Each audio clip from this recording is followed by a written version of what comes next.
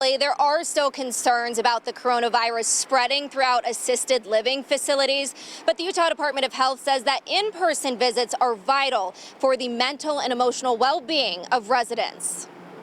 You could see that they needed desperately that interaction, that human interaction from people. Heather Gardner has spent the last few months visiting nursing homes and assisted living facilities, doing her best to lift the spirits of people living there. We've also been chalking the sidewalks outside the facilities, putting posters on the windows for the workers and for the residents, letting them know that we love them, that we care about them.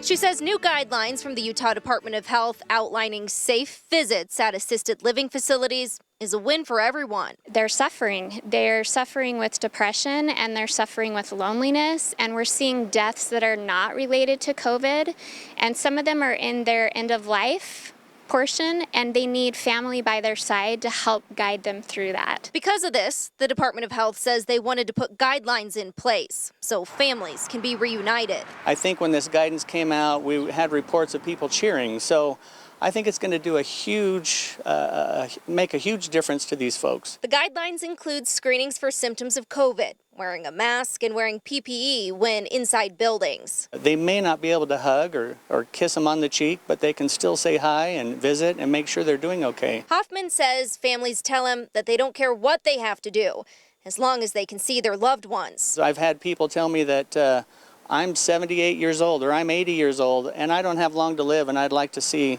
my loved ones.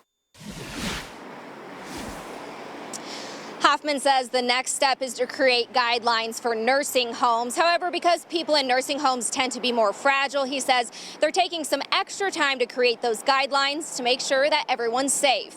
Live in Midvale, Lexi Johnson, Fox 13 News, Utah.